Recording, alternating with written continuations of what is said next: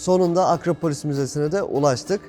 Akropolis tepesinde yer alan o Parthenon bulunduğu alanın hemen eteklerinde Akropolis'ten bulunan eserlerin, heykellerin sergilendiği bir de müze alanı var.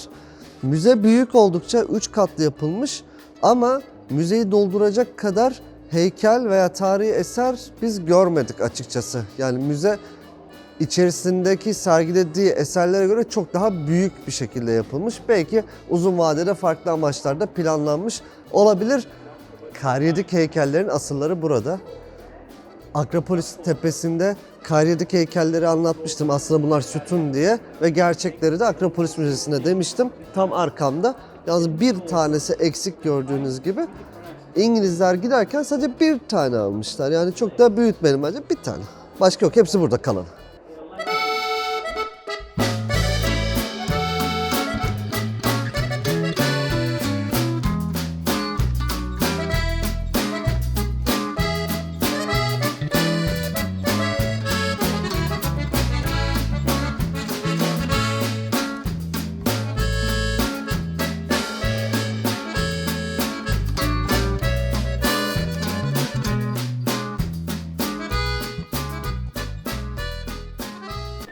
Müzenin 3. katında Akropolis alanındaki bazı heykellerin replikaları yer alıyor. Burası da Parthenon üçgen alınlığının gerçekte nasıl gözüktüğünü gösteriyor. Bir diğer tarafta da yine diğer alınlığı da göstermişler. Batıyı ve doğuyu. Burada bakın Poseidon'un ve Athena'nın o hikayesine gönderme yapan bir alınlık. Roma kanıtlarını gezdik. Müzenin aşağı katı Roma döneminde kanıtları sergilendiği bir alan. Ama yine bir şey anlatamadık. Çünkü video çekerken konuşunca her yer görevli dolu, yasak diyorlar. Ne anlamı varsa. Yani yapacağımız şey sizin müzenizi anlatmak, sizin tarihi eserlerinizde bahsetmek, tanıtmaktı. Yani şu an bu kamerayı bile çıkarken ta oradan bizi izliyordu. Ne yapıyor bunlar diye. Yasak, anlatamıyoruz. Yapacak bir şey yok. Müzenin içerisinde konuşarak görüntü almak yasak. Lisansınız var mı, izniniz var mı gibi bizce gereksiz katı bir şekilde müzede video çekmemize izin verilmiyor. Yani konuşma yaparak bir belgesel mi, televizyon kanalı mı, hele bir gimbal vesaire çıkarsanız konu daha da büyüyor. O yüzden müzenin içerisinde size güzel uzun anlatımlar yapamadık. Kusura bakmayın. Artık görüntüleri izleyebileceksiniz. Müzenin çıkışında Akropolis'in tepesindeki tarihi eserlerin, heykellerin, özellikle Karyedik bir tane kadın heykelinin British Museum'da sergilendiğini, Osmanlı devrinde bunların İngiltere'ye bir izinle verildiğini söylemiştik. Müzenin tam girişinde bununla alakalı bir köşe yapmışlar. 1. Mahmud'un fermanını da oraya koymuşlar. Özetle diyorlar ki bunları Osmanlı size verdi, biz vermedik. Biz Osmanlı'nın işgali altındaydık. Yunan milleti olarak böyle bir şey rızamız yoktu. O yüzden bizim Akropolis'in eserlerini lütfen bize geri verin diyorlar. Ben bu durumu çok eleştirmiyorum. Yani böyle bir çalışma tabii ki Yunanistan yapabilir. Böyle bir iddiada bulunması da garip değil. Sadece takdir ediyorum hatta. Neden? Tarihi eserlerin yurt dışında olan bunun gibi kendine özgü heykelleri olsun, eserleri olsun takip ediyor. Bununla ilgili çaba veriyor. Bence örnek alınması bir durum diyorum ben. Plaka bölgesi Athena'nın kafeleri, yemek yerleri dolu ve sokakları da güzel olduğu bir yer. Monasraki'nin hemen komşusu burası. Monasraki'de bu kadar keyifli gezecek alanlar aslında bulmuyorsunuz. Tarihi bir meydan var sadece. Ama yemek yemek ve dolaşmak için plaka bölgesi muhakkak gelmelisiniz. Gördüğünüz gibi birçok hediyelik eşyanın da olduğu keyifli bir bölge. Parthenon'un eteklerinde bir diğer önemli ziyaret noktalarından birindeyiz. Yani Atina Agorası'ndayız. Merkezinde Stoa binasının bulunduğu Agora alanı, Antik Yunan döneminde günlük yaşamın hareketli olduğu bir bölgedir. Anlayacağınız üzere Sokrates'in, Platon'un ve Aristo'nun mahallesindeyiz. Çarşısının, tapınaklarının ve kamu binalarının yer aldığı bölgeyi bugün turistik amaçla ziyaret edebiliyorsunuz. Stoa binasının içerisinde bir küçük sergi alanı olduğunu da göreceksiniz. Amerika'nın destekleriyle Stoa binası aslında benzer şekilde tekrar yapılmıştır. Dor ve iyonik sütun başlıklarının bir arada kullanıldığı binanın ne seviyede aslına uygun şekilde yapıldığını şu an bilemiyoruz. Atina'nın Roma ve Bizans dönemleri pek parlak geçmemiş. Roma'nın adeti olduğu üzere Romalı generaller tarihsel geçmişi ve gelenekleri kuvvetli bir şehir olan Atina'yı yerle bir etmiştir. Ayasofya'yı da yaptıran Bizans İmparatoru Justinianus, Platon'un kurduğu Akademia isimli felsefe okulunu kapattırması şehre vurulan son büyük darbe olmuştur. Agora'da geziye devam ediyoruz. Fakat hemen eleştiri kısmına girmem gerekiyor bence. Çünkü burası çok bakımsız. Yani burayı bulurken Akropolis'ten çıktıktan sonra haritalar uygulamasıyla zaten çok zor oluyor. Çünkü büyük bir alan, alakasız yerleri kapı diye gösteriyor. Yollarda doğru düzgün tabela yok etrafta. Sokaklarda yürüyorsunuz. 5 kişiye falan sordum. Hepsi farklı yer gösterdi. Öyle bir zahmetli oldu yani durum. Tabelalarla çok hızlı bir şekilde bulamıyorsunuz. Böyle bir sıkıntı var. Buralar çok bakımsız bence. Yani Türkiye'de de sonuçta çok fazla bu tarz agora, antik alan gezdim. Burada bir düzenleme yok en basitinden doğru düzgün. Yani nereye basmanız gerekiyor, nereye basmamanız gerekiyor, neresi antik alan, neresi önemli, hepsi birbirine girmiş durumda. Bütün taşların üzerinde turistler ortalık yerde. Ne yazık ki yani böyle bir durum var. Partenin olduğu yerler böyle değil. Bu kadar değil ama Agora'ya doğru indiğinizde aynı seviyede bir bakım olmadığını görüyorsunuz. Daha çok görüntü şey gibi. Yani hiçbir şey ellenmemiş, dokunulmamış ama çevre düzenlemesi de ciddi seviyede yapılmamış. Gelip buralarda dolaşıyorsunuz. Hala açık bir düzenlemesi olmayan bir alan gibi bir durum var.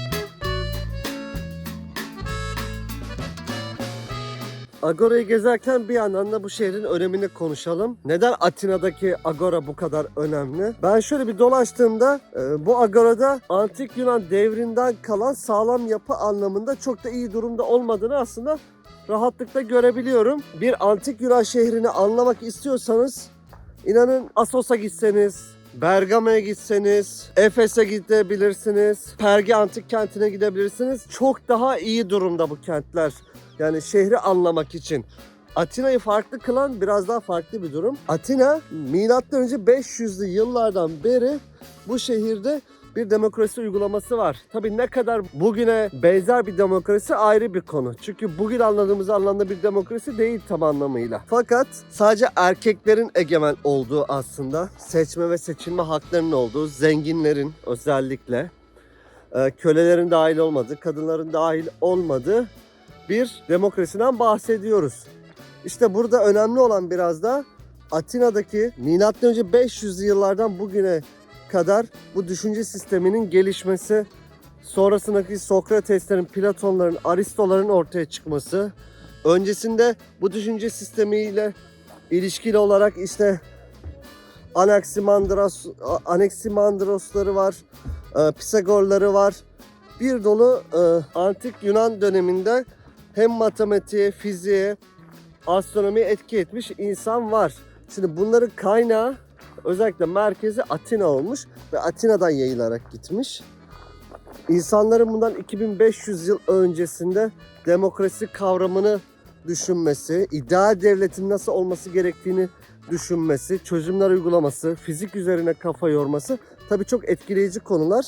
Bunların hepsinin merkezi olması sebebiyle Atina bizler için, yani insanlık için kıymetli bir insanlık mirası olan şehir. Size biraz önce saydığım Assos, Bergama, Perge gibi kentler bu düşünce sisteminin birer ürünleri. Türkiye'de olan bu kentler daha iyi korunmuş durumdalar. Bir şekilde toprak altında kalmış. veya kullanılmış binalar farklı amaçlarla da kullanılmış. O yüzden yok olmamış, bugüne kadar gelebilmiş. Ya Atina'daki Agora'ya görsel zevk anlamında gelmeye çalışırsanız biraz hayal kırıklığına uğrayabilirsiniz. Benim düşüncem bu şekildedir. Agora'yı da gezmeye bir yandan devam ediyoruz. Agora'daki Hephaistos Tapınağı'na doğru çıkıyorum. Bu arada unutmadan söylemek istedim, yani söylemeden edemeyeceğim. Şehirde her yerde zeytin ağacı var. Sokaklarda zeytin ağacı var. Yani havalimanından şehir merkezine gelene kadar çok büyük zeytinlikler gördük. Şehirde de sokaklarda yürürken her yerde yine zeytin ağaçlarının olduğunu gözlemliyoruz.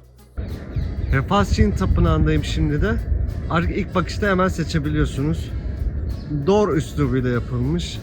Yivli sütunları, dor sütun başlıklarıyla çok hızlı seçilebilir durumda. Tabi bunun da tepesinde üçgen bir alınlığı var. Frizlerinde daha fazla heykel var. Frizleri de daha dolu durumda.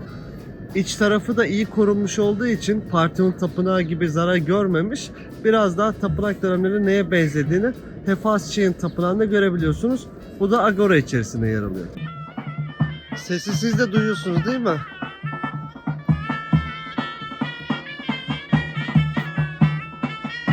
Yani sanki yanlarına gitsem tanıdık çıkacaklar gibi, o kadar Türkiye'den gibi yani. Tam şu çalının arkasındalar, şurada çalıyorlar. Uzaktan duyduğunuzda düğün varmış gibi. Şurada parkın içerisindeler.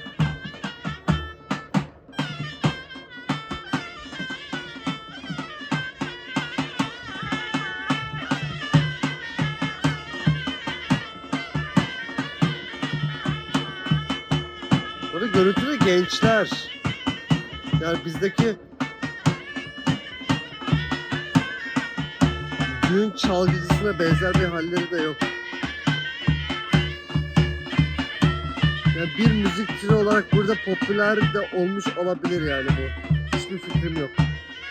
Ya bunu enstrüman olarak kullanıp öğrenen bir grup genç de olabilir. Roma Forum'una geciktik. Kapanmış.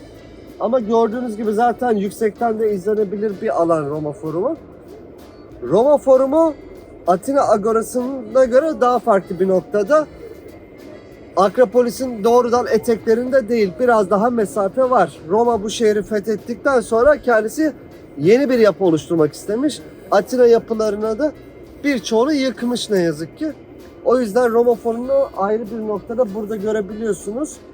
Bakın şurada bir tapınak yapısı olduğu hemen çok net seçilebiliyor. Ortadaki sunak çünkü. Bu tarz yapıları Anadolu'dan da çok biliyoruz, Roma'dan kalma. Arkaya doğru da ilerliyormuş. Bakın büyük bir duvar var orada da. Burada çok belli ki devasa bir tapınak varmış. Sonraki dönemde kesik kilisede çevrilmiştir. İleride de sütunların olduğunu görüyorum. Şimdi o tarafa doğru yürüyeceğiz. Orada da herhalde bir forum vardı. Arkamda Fethiye Camii var.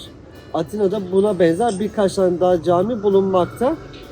Osmanlı devrinden kalmış olan bu camiler Yunanistan'ın bağımsızlığı kazanmasından sonra teker teker minareleri yıkılarak farklı işlevlerle kullanılmaya başlanmış. Atina şu an Avrupa Birliği'nde camisi olmayan da tek başkent konumunda. Yunanistan'ın bağımsızlığını kazanmasından sonra camileri bir kısmını en azından minarelerini yıkarak farklı işlevlerle kullanılması biraz normal karşılayabiliriz tabii ki, hakimiyet değiştiği için, sonraki dönemlerde mübadele olduğu için bu biraz normal bir durumdur. Burada önemli olan Müslüman nüfusun yaşadığı bölgelerde verilen hizmetlerdir diyelim. Yani bu camide niye minare yakıldı, niye bu cami değil, tek tek değerlendirmeye gerek yok. Bölge ahalisinin inanç durumuna göre böyle konuları değerlendirmek gerekir. Roma Forumu'nun bir diğer ucunda da Hadrianus Kütüphanesi var. Hadrianus isim benzerliği değil. Bildiğiniz Roma İmparatoru Hadrianus. Bu şehir imparatorlar çıkarmış bir şehir bir yandan da. Çünkü Roma İmparatoru olan Hadrianus bunun öncesinde Atina'da da valilik diyebileceğimiz bir yönetici pozisyonunda bulunmuş. Sonra imparator olduktan sonra bu şehri unutmamış ve bir kütüphane yaptırmış. Arkamda sadece bir duvarı kalmış. Bunun kütüphane diyebileceğiniz herhangi bir yapı yok ortada. Fakat yine çarşıya geldiğinizde gezi alanında çok uğrak noktalarından bir tanesi. Arkamdaki Hadrianus Kütüphanesi. Bakın arkamda bir cami daha var. Minaresi yıkılmış. Tam Monastriki Meydanı'nda, metro durağında çıkışında çok merkezi bir yer, tarihi bölgeyi geziyorsanız. Burası da bugün müze olarak kullanılan bir bina. Bu meydanda aynı zamanda bir de kilise bulunuyor. Ortodoks Kilisesi, çok tipik bir görünümü var zaten. Onu da arkamda görebilirsiniz. Atina'ya geldiğinizde özellikle Akropolis'e gidiyorsanız bu meydandan geçmeme ihtimaliniz yok. Şöyle genel bir değerlendirme yaparsak biraz etraf bakımsız olduğunu görebilirsiniz siz de. Diğer Balkan ülkelerine çok andıran bir durum var. Yani büyük bir başkent görünümü yok açıkçası etrafta.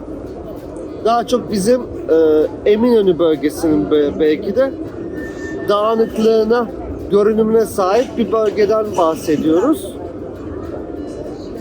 Akropolis olsun, Agora olsun, o taraflarda da ben çok büyük bir müzecilik görmedim. Çok zengin olmayan bir ülke oldu sokaklarından belli. Osmanlı'ya millet olarak ilk büyük isyanı Sırplar çıkardı. Sonrasında ise Yunanlar. 1821 yılında Yunan Bağımsızlık Hareketi başladı. Özellikle İngiltere, Fransa ve Rusya'nın büyük desteği oldu Yunanların bağımsızlık sürecinde ve Yunanistan'ı Osmanlı İmparatorluğu 1830 yılında mecburen tanımak durumunda kaldı. Şimdi arkamdaki kiliseyle ne alaka diyeceksiniz? Milliyetçilik hareketlerinin önemli bir parçası da milli kiliselerdir. Osmanlı Devleti'nde tüm Ortodokslar Balat'ta bulunan Fener Rum Patrikhanesi'ne bağlıydılar. Ama milliyetçilik hareketleriyle birlikte Yunanlılar dedi ki biz neden kendi kilisemizi kurmuyoruz? Neden İstanbul'daki bir patriğe bağlıyız ki? İçimizden din adamı mı çıkaramıyoruz sonuç olarak? Sırplar benzer şeyi söyledi. Ruslar zaten hiç İstanbul'a bağlı olmadan direkt kendi kiliselerini kurdular. Bu arkamdaki kilisede Yunanların merkezi Patriklik Kilisesi, Metropolitan Kilisesi. İçerisine girdiğinizde tarihi manada çok etkileyici bir görüntü olmadığını göreceksiniz. Daha çok binanın temsil ettiği makam sebebiyle önemli. İçerisinde yine eskiden kalma birkaç tane mezar olduğunu gördüm. İngilizce bir açıklama olmadığı için açıkçası kime ait olduklarını anlayamadım. Herhalde eski partik yönetici gibi birilerine ait.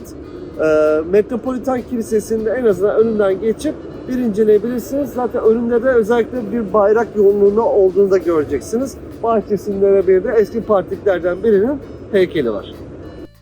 Ve Ermo Caddesi'ne hoş geldiniz. Atina'ya geldiğinizde Ermo Caddesi'ne uğramama imkanınız yok.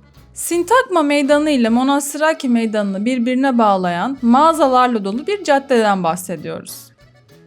Ermo Caddesi'nin bahanesiyle bir klişeye de burada son vermek istiyoruz.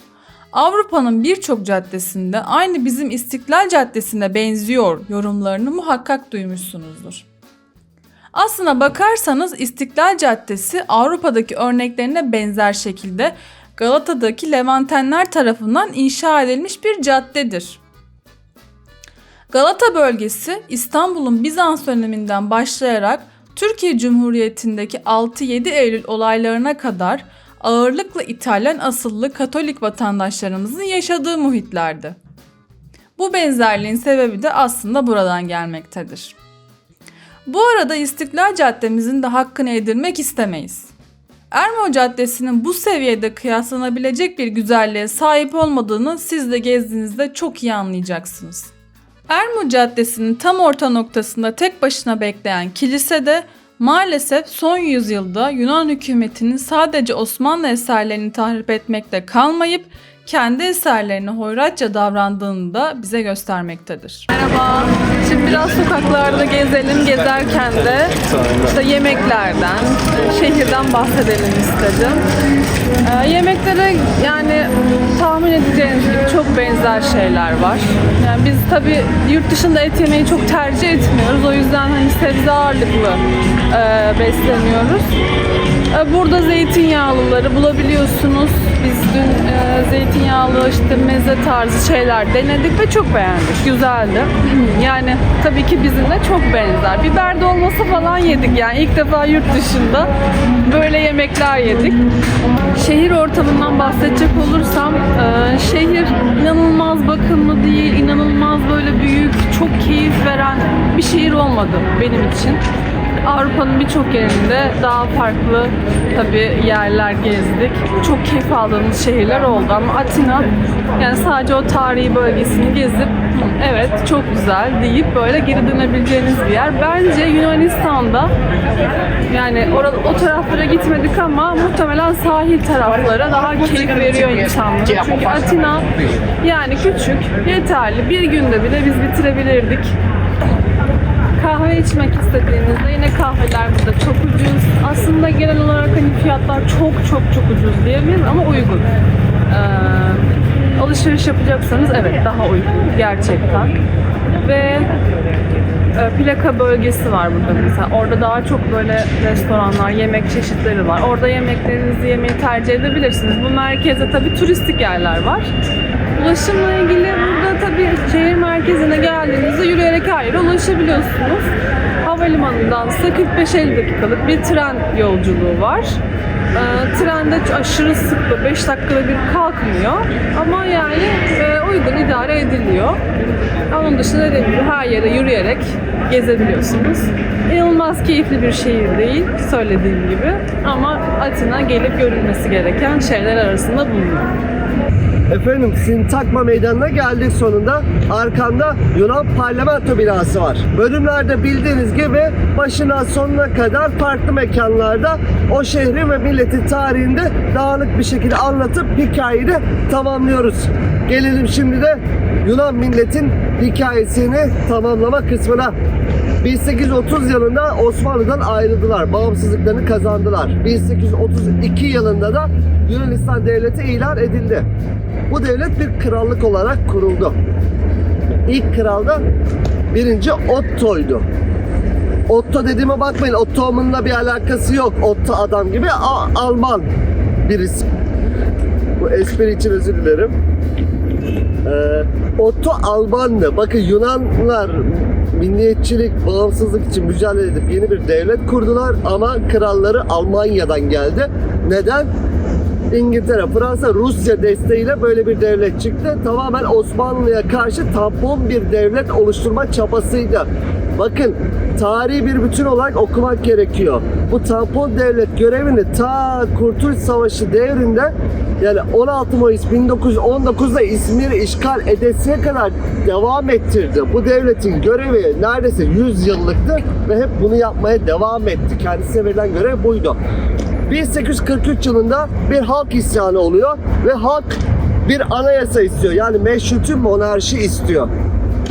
Bu meydan adı o yüzden Anayasa Meydanı. 1843 yılında 1. Otto anayasayı ilan ediyor. Bizdeki kanunun esasını karşılığı gibi düşünebilirsiniz. Ve arkamdaki bina da kraliyet binası olarak yapılmış o dönemde. Devam eden süreçte Kurtuluş Savaşı günleri yani 1. Dünya Savaşı, sonra milli mücadelede Türkiye'ye karşı yaptıkları savaş ve büyük bir mağlubiyet onlar için 1924 yılında krallık yıkılıyor. Yerine bir cumhuriyet kuruluyor ama çok kısa sürüyor bu. 1935 yılında krallık geri geliyor. Ta ki 1960'lı yıllara kadar bir askeri darbe ve bugüne kadar gelen cumhuriyet rejimi, anayasal parlamenter cumhuriyet. Arkamdaki bina da bugün Yunanistan parlamento binası olarak kullanılıyor. Önünde de 2 tane asker var gördüğünüz gibi. Meçhul asker anıtı deniliyor buraya. Sonradan yapılmış. Üzerindeki yazıları okuyamıyorum ama Sakarya, Dumlupınar ve bizimle birlikte yaptıkları Anadolu'daki savaşları da alma amacıyla orada yazılar yazdığını bilgilendirme kısmında gördüm. Bu askerlerin üzerindeki kıyafetler de yine enteresan. Söylendiği üzere üzerindeki kıyafetler daha çok Türklerle yaptıkları mücadele ve bağımsızlığı temsil eden renkler. İşte kırmızı kanı temsil ediyor. Siyah savaşı, bağımsızlığı. Püsküllerdeki 400 tane ip Osmanlı hakimiyetinde geçen 400 yılı temsil ediyor. Ayaklarında bir pompon var ucunda. Aslında onun içinde de sürekli bıçak sakladıkları, mücadele döneminde hazır bekledikleri Osmanlı'ya karşı bir asker kıyafeti temsil ettiği söylenen bir asker kıyafeti, tören kıyafeti daha doğrusu üzerlerinde var. Anayasa Meydanı'nda bu şekilde geldiğinizde çok kısa bir binanın önünde bu askeri seremoniyi de izleyerek gezilere devam edebilirsiniz. Arkamda Hadrian Kapısı var. İmparator Hadrian burada valilik yapmış. İmparator olduktan sonra da Atina'yı unutmamış demiştim. Yine şehrin merkezi konumlarında arkada Akropolis Tepesi'ni gören güzel bir noktada Hadrian Kapısı'ndan küçük bir parça var. Bulunduğum yerde yine arkeolojik olarak önemli alanlardan. Kapının tam önünde de kocaman bir alan var. Zeus Tapınağı var burada da. Akropolis'in bulunduğu dağın eteklerine belli ki yapılar yapılmasına ihmal edilmemiş. Zaten Agora da böyle bir noktadaydı. Hemen bu tarafta da Zeus Tapınağı var. Sonraki dönemlerde eklemeler yapıldığını ben buradan çok rahat görüyorum. Roma döneminde de buraya dokunulmuş. Yapının yapıldığı tarih M.Ö. 6. yüzyıl ama konut üslubunda sütun başlıkları daha sonraki zamanlarda yapılanlara bir delil olarak gösterilebilir. İsterseniz içeriye de girebilirsiniz, isterseniz dışarıdan da bu şekilde izleyerek geçebilirsiniz.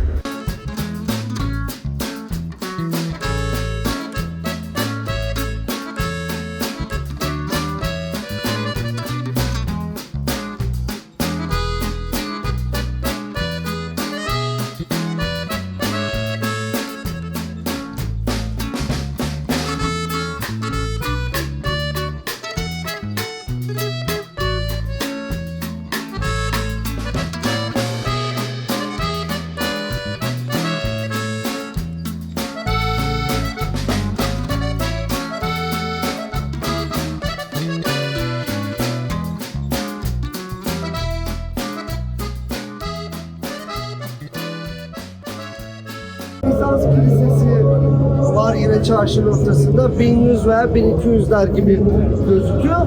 Benim ilgimi çeken içeriği de şimdi girdim baktım. Kiliseler çok dolu Yunanistan'da. Yani birkaç tane kilise gördük. Hepsinde de dua eden insanlar gördüm. Avrupa'daki gezilerden Katolik kiliselerinden alışkın olduğum bir görüntü değil benim açıkçası bu. Buradaki kiliselerin sürekli dolu olduğunu, papazla görüşen birilerinin olduğunu sıklıkla gördüm. Yani yeni bir gözlem oldu benim için de bu durum.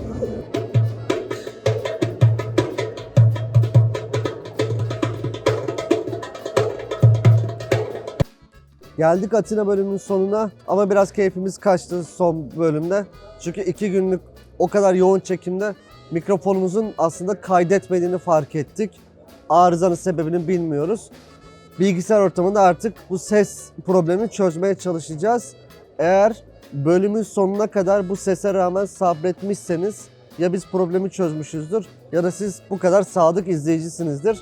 Bu sebeple bu ana kadar izlemiş olan herhangi bir izleyicimizle bir sonraki İstanbul bölümünde birlikte olmak isteriz. Yorumlarda eğer bu durumu belirtirseniz, bunu bize yazarsanız bir sonraki İstanbul bölümünde sizi ağırlamaktan memnuniyet duyuyoruz. Bu şekilde Atina bölümünü tamamlamış olduk.